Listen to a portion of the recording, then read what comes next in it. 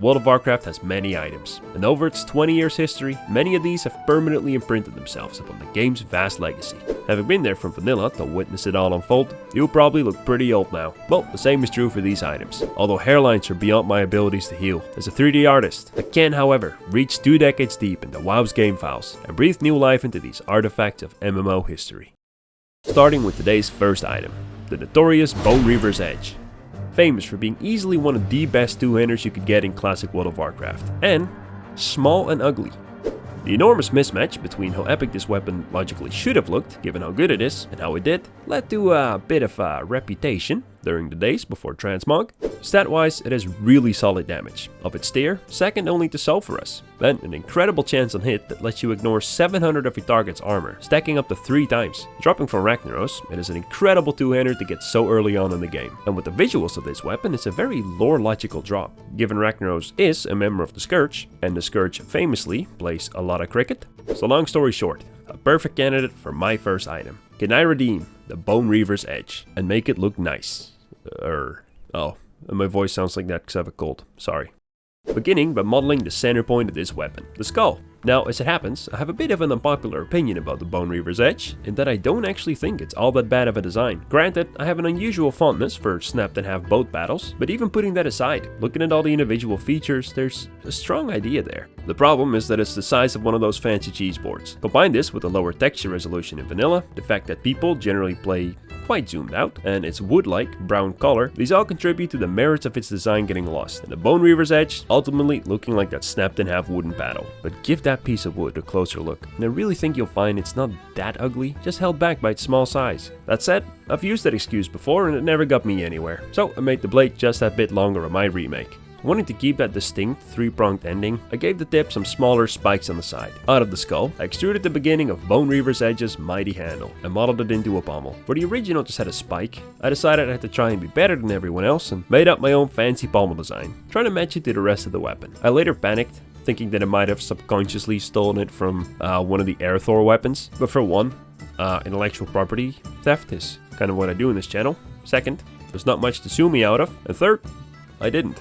So, it's fine. And my mesh finished, I had taken the 3D geometry. From this to this. Yeah, quite the difference already. But we ain't done yet. Texturing Bone Reaver's Edge was something I looked forward to a great deal. Not only because I wanted to see how it would all come together, given I was making some pretty substantial changes to the design, going only on imagination, because, as I feel like I mention in every video at this point, I don't do any concept sketches beforehand. But also because the weapon has some materials that are simply pretty fun to paint. Ruined, scourgy metal, bone stuff, a big nasty skull, just a lot there to have fun with, you know? When I was going in to rip the original model of Bone Reaver's Edge out of the game files, I noticed something peculiar. Its name in the files is not Bone Reaver's Edge. Virtually none of the items in WoW have their item names as their file names, so that part is normal. I mean, Sulphurus is literally called Hammer Two-Handed Standard E. What's interesting about Bone Reaver's Edge though, is that its file is called sword underscore two-hand underscore horde underscore CO3. The model has some alternative textures, none of which really cleared up why, so I can only assume that the initial purpose for the design was something horde related. What are some PvP related plans? It wasn't the only non-PvP two-hand sword to have this, so maybe they just planned a lot more faction specific gear initially? No idea. Anyway, the skull has like I don't know, some kind of like weird little spike on its cheek. I took this as the basis for some creative liberty. I modeled something really entirely different, but kind of in the same spot. The shape wasn't working for me, and rather than mess around trying to fix it, I decided that more is more. Also, got around to painting what I can only interpret as the overlapping bone flaps on the middle bit of the blade. Took some messing around, but got them to a decent place, after which I moved on to paint the damage onto the metal edges. I wanted them to not only look scratched, but rotten, decayed. You know, porous in a way that just kind of gives you that undead vibe. Being pretty happy with the bases I laid down for the handle, that basis being a lighter smudge in the middle, I went in to flesh it out, going for a nice high contrast look for the metal. Afterwards, I moved my way up to the fun part, giving the skull another pass and really laying down those highlights, giving it that nice popping contrast. The original model has a very sharp ridge for the brow, which I wanted to keep alive in my remake. Then, the bony bits on the blade got their turn. I gave this some more texture, and I wanted to make them embody the epitome of dark fantasy, make them look nice and dead, and gave them a bunch of pockmarks. You know, like a wormy apple. Anyway, I went on to finalize the textures, give it its final passes. But rather than show you the full process of rendering it into a finished product, I could spare your precious time and present to you, after 20 years, reforged, the one and only Bone Reaver's Edge.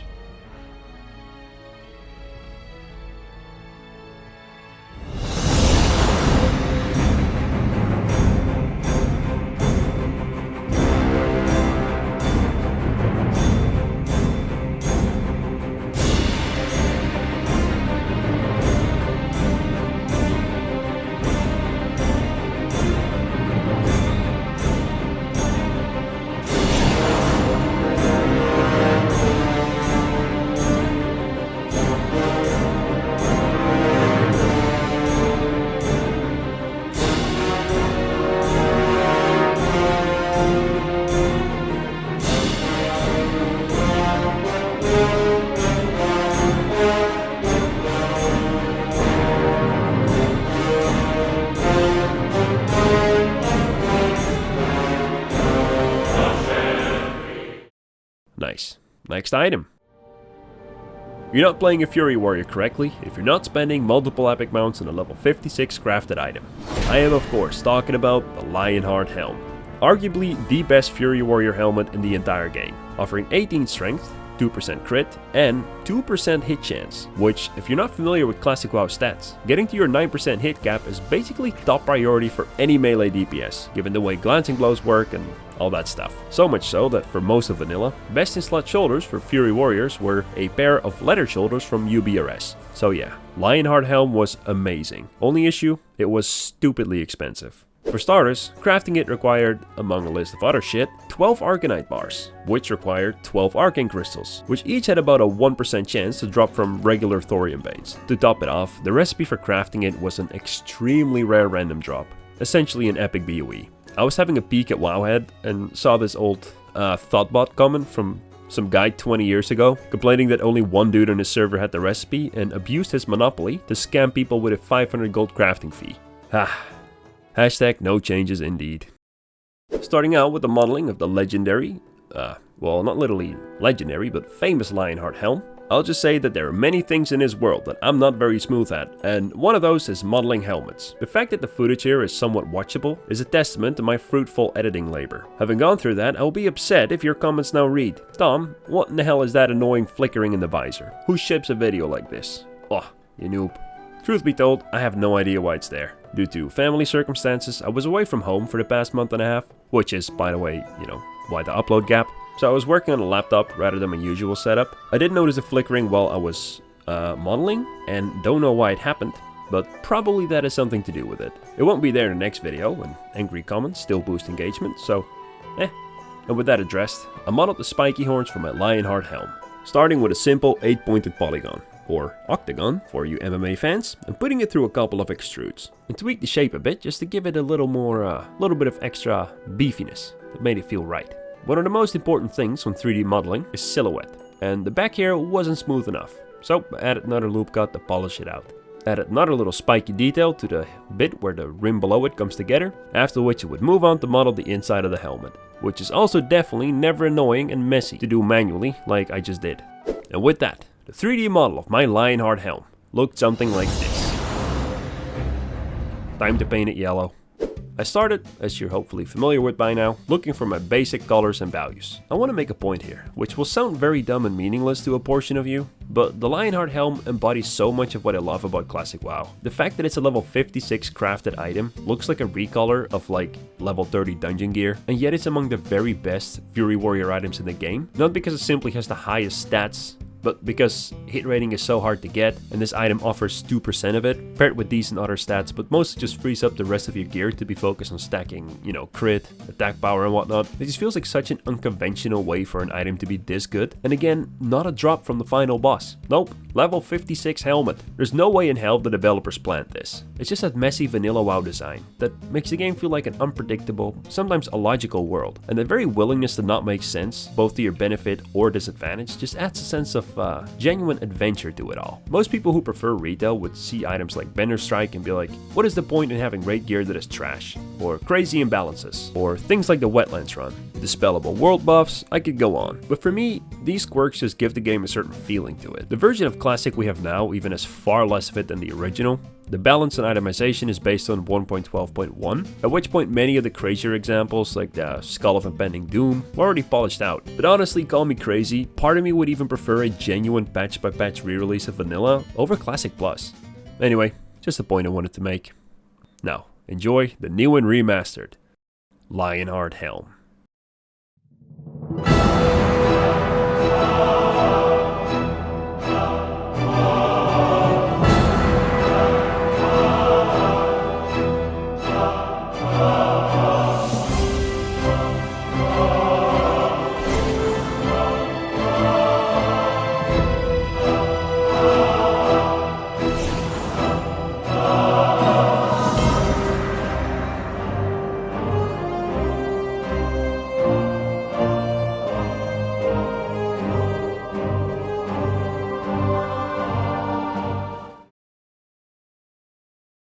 With 32.33 repeating, of course, percentage of survival.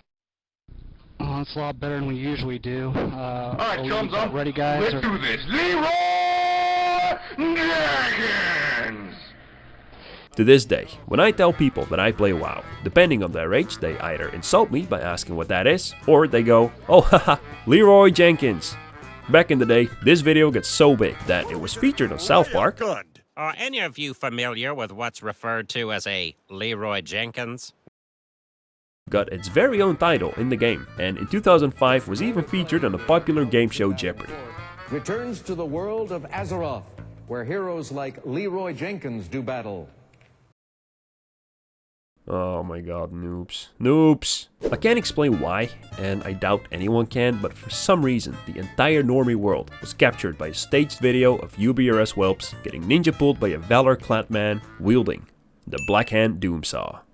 Fitting, seeing as this polearm was a very common two-hander among less geared level 60s. It dropped from Warchief Rent Blackhand, being in fact his personal weapon. Stat-wise, it wasn't anything crazy, doing reasonable DPS and having a chance on hit to do bonus damage, but it was a pretty common drop, with decent stats from a heavily farmed boss. Being a pretty iconic sight in Classic, and combined with the fact that it just looked pretty cool, I think it earned itself a remake.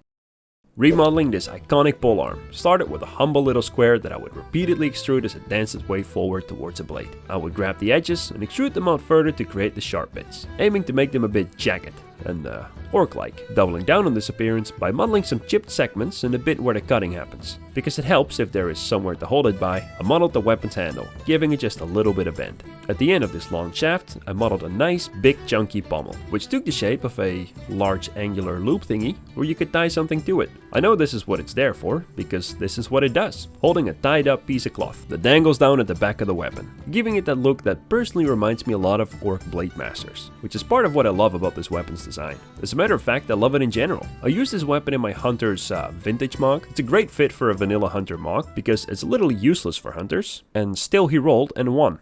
And with all that said and done, my 3D model looked like this. Now time to make it not white.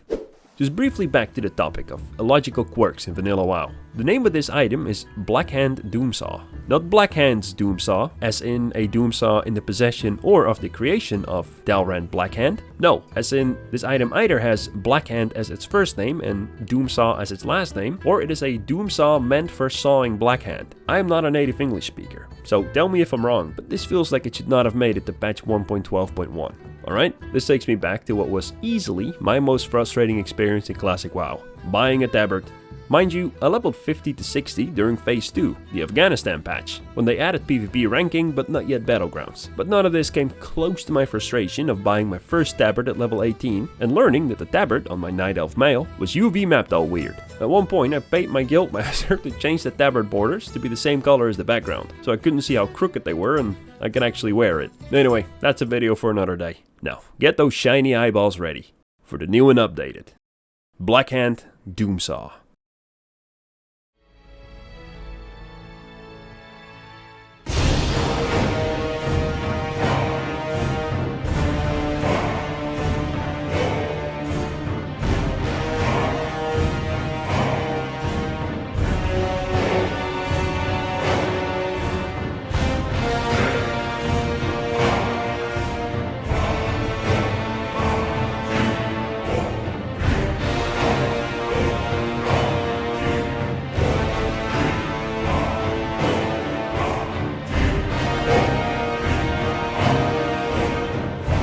Thanks to you all for watching. If you want to support me, channel memberships and super thanks are open, Patreon is in the description, like and subscribe, and let me know what you think of this format. I'm sick, which is why my voice sounds like this, so that's not a part of it. As always, a massive thank you to my awesome supporters. A special shout out to my Ultra Mega Chat tier members, Flora and Wallace Vienna. You're all a bunch of legends.